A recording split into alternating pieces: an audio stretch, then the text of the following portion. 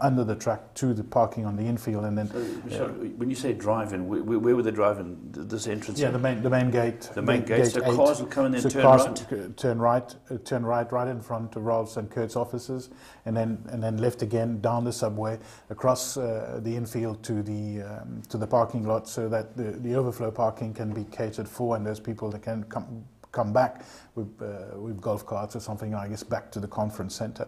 That was the first reason. The second reason is that our capacity at Greyville is limited on July Day, and an additional subway hopefully will extend that capacity. But most importantly, as from next year, when we have an artificial surface on the track, we will no longer be able to put those bridges down for people to cross because of the risk of damaging this very expensive product. So all the people will have to be accessed via the subway. So the one was clearly not enough, and we needed the second one. Okay, so tell us a little bit about the conference centre. You say it's going to be the biggest in KZN? Yeah, the biggest room without pillars in KZN will be on top of the Silvering on our roof, 2,500 square meters, and that's quite exciting. How many people can go into 2,500? Well, about 2,500 people, basically. 1 square meter per person. That's massive. Yeah, it's massive, and there's a demand for it in Durban, which even the ICC can't supply, and so we've decided to convert. The roof was already there, as you know. It's a question of fitting it and making it happen. And that's good. I know the subway's underway. Is the conference centre underway? Yes, we've done the first part of the shop fitting in the front, facing the track. That was done, this year before the July. We're busy now doing the back section of it. So it'll be available from about the end of November. It'll be available. Obviously, with time, we will air conditioning the area and all those things. But I think that's yours, Michelle. It is mine. And once you take it, it might be important. It could be an engineer or something. And I had switched it off. You switched it off? Yeah. Mauritian phones are slightly different to South African phones. Yes, they are, aren't they? Around, I had switched it off. Gigi, thank you very much for putting it off. One last question before we move on is parking. Are we going to in any way encroach upon the golf course, or will we have enough parking to cater? No, this piece of land in front, in front of the grandstands on the other side of the racetrack is ours. So this is our parking area. It's not going to change. Not going to change. No, not at all. Will change. Not at all. Now, another great innovation that Gold Circle seem to be pushing along to is this massive new TV screen that they're going to race in. Yes. And people are asking, how big is it? How good is it? How long will it last, and where are you going to position it? Yes. Obviously, we're currently researching all this right now. The reality is that our indicator board is very old, and it's starting to fall apart, and we need to replace it. We have sourced, in China, components for a big screen. At the moment, we're still undecided exactly where to go. Do we traditionally go right outside the track facing the grandstands, which is one-dimensional, doesn't allow you any other possibilities, or do we position it along the same angle as the current toad board, which gives you the possibilities then to use the infield for concerts and things of that nature. Obviously, we've got to be very careful as to the effect on horses, how they will affect them, the lights, the bright shining lights. So we've actually put some scaffolding out there on the track at the moment in 2 different options, so that we can make the final call, which will have to be made by the racing subcommittee of the board. Hopefully this week, and then we can then place the order. And you're going to have it, it's obviously massive. What's a 16 by 9? 16 by 9 is the dimensions that we actually, it's modular, Paul, so we can actually go basically any, they're all different, displays that fit into, it's like a Lego box that you grow. You could go just television sets. Absolutely, the individual LED components. So if you have one problem, you can take one problem You can take the one out and replace it, basically. Now we're also busy designing the structure on which it will sit, because it's an opportunity to build a stage or something of that nature to be used on the infield, as we need a support station, permanent toilets, permanent tote facilities, all those things underneath it on the base that could fit. And we hope to take that decision this week and place the order thereafter.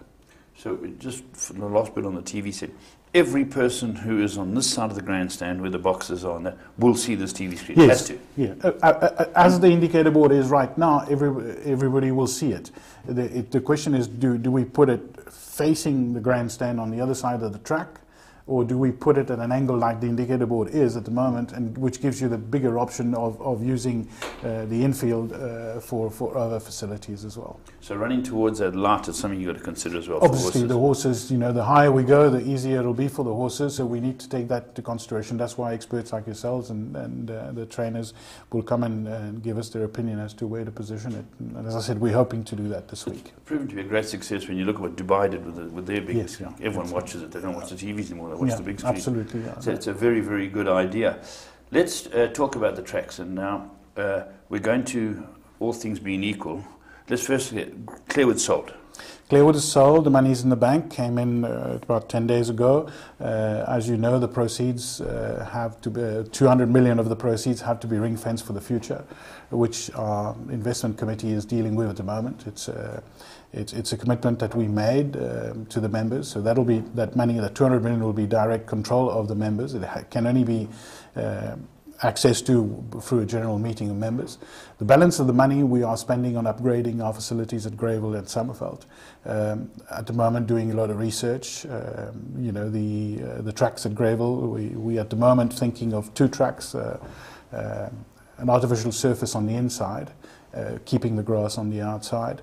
And obviously at Summerveld we need to bring the horses from Clairwood to Summerveld, build boxes there, and obviously increase the training facilities that we need for those horses to work on.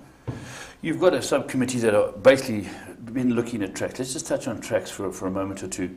There are lots of different tracks all over the world. Some are getting thumbs up, some are getting thumbs down. I know it's not a clear-cut decision, is it, when you're working to get the right tracks because of the conditions we have here? Yeah, no, I mean, obviously, our climatic conditions are different from the rest of the world, and these are got to be factored in. And the subcommittee, which is led by Tony Riverland and Graham Hawkins, are actually looking at all the possibilities. We've had experts out here from Newmarket who have spent about a week with us giving us advice as to the positioning and the type of track. We're busy evaluating those. Research is still going on. And remember, we only start building in August next year, so we've got a bit of time to make sure that we take a decision, the right decision. The reason why you're building so late is because we've still got the use of Clairwood for, is it roughly 2 years? It's exactly 2 years. From the date the transfer took place, which is the date we got paid, which is about 10 days ago, we've got a 2-year lease back in the agreement. Can that be extended? Yes, the capital fund who have bought the property have indicated they would look at extension. Obviously, they bought this as an asset for the long term. And I presume it's linked to the Dugout Port along that area, and they will look at it, obviously, if we needed more time. So we need to engage with them and see what sort of cost factor there will be. At the moment, the leaseback is set in the agreement for 2 years, but it's not a closed shop. They have indicated if you need more, talk to us. So that could be a scenario, because, as you say, once we come to the deadline, we can't race anymore. The incumbent trainers have to be out. Obviously, they need a surface. And we need the racing surfaces to compensate. As you know, we have agreements all over the world to supply a number of race meetings through PGE, and we need to bring those Clairwood meetings to another race track in how many KZN. races does KZN have to put out a year? Well, at the moment, we're committed to a minimum of 100. We do about 110. Which is fine, but Clairwood takes 35, 36 of those. So we need to replace at least 30 of those meetings. So we need extra racing surfaces. So the all-weather track at Greyville will help us because, as you know, it's a facility that can race every day and will obviously not be affected by the havocs of our weather. Like right now, we lost a race meeting on Sunday at Clairwood. The VAR lost their meeting on Thursday, so we've an all-weather facility. Are those meetings going to get refound somewhere? We try to plug the holes as much as we can, Paul. This is always been our way. Whatever we lose, we try to put back. Okay, so that's the situation now. Just staying with tracks for the moment, because it's a lot of people want to know more about tracks. We obviously flew out to, I don't know if it's obvious, but some people do know, we flew out to experts from England who came out here. Absolutely. Yeah. They've worked in Newmarket, Lambourne, they have race courses at Epsom, which they monitor the all-weather tracks. And what was their contention? I do believe that they really liked the Summerveld setup. Yes, I think they've enjoyed it. You know, the guys that deal with, I think, 14 miles of artificial surface at Newmarket Newmarket. It's actually quite impressive what they do, and they run this as a profit organisation. Owners of racehorses in Newmarket pay every month £107 to use the tracks, and these guys run those, including every horse. Every horse, yeah. Irrespective of how many times you use it, and they have tracks that take 2,500 horses, on a daily basis. Well, you can see why it's so expensive to keep a horse overseas. Imagine telling the guy here, when you use Summerfeld, we won 1,400 rand to start. It's a big push. So they take their money and they fund it to do the maintenance. They fund it and they maintain the training facility. They even make a profit, and then which they reinvest into stakes, which is quite nice. Did they suggest what type of track we should use here? As far as the type of track is concerned, they have tried about 3 or 4 different tracks, and so they've given us their opinion. We're still going to investigate all the available facilities. We've investigated already everything except the Australian Pro Ride. I think they're coming out in November to talk to us. So the final decision will be made probably around the end of the year, beginning of next year, as to what type of track we're going to do. As far as the layout is concerned, that's pretty much in hand at the moment. We know what we need to do. We know what sort of sizes we need. We know the engineering side of it. That's well under control, and those plans are virtually ready now. We will obviously need to reach agreement with Royal Durban and the DLI as far as a little bit of space that we need on their side. Not much, fortunately, but we need a little bit to be able to place the ambulance road, which we need to keep.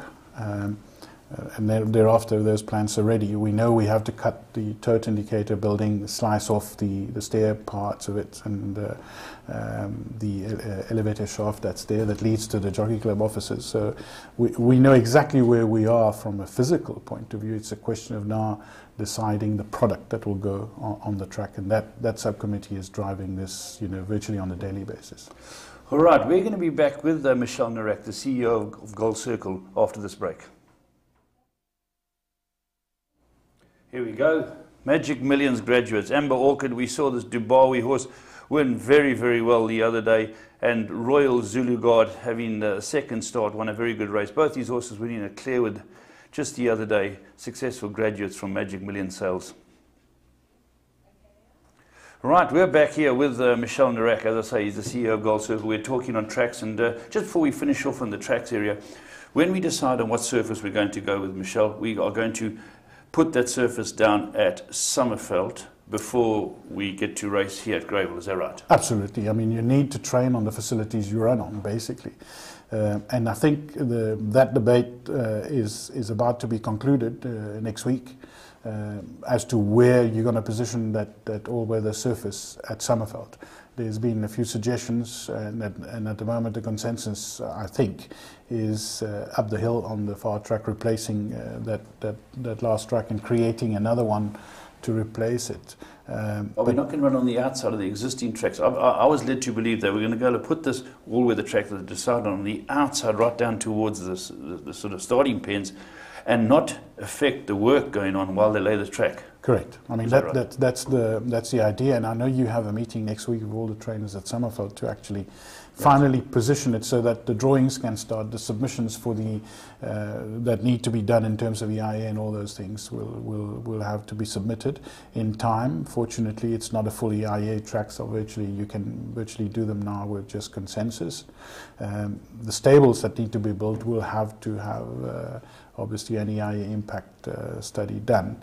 But hopefully, explain what the study is for the people out there. Yeah, basically, whenever you do a building on a site, you have an impact on the environment, and that needs to be assessed by the municipalities, and they give you an authorization, and that will deal with everything that will impact on the environment. Your runaway waters, everything, the sewerage. Everything that could impact on the environment has got to be dealt with, even how we clean the stables, how we do away with disposal of 25 tons of bedding that we remove, soil bedding that you remove every day.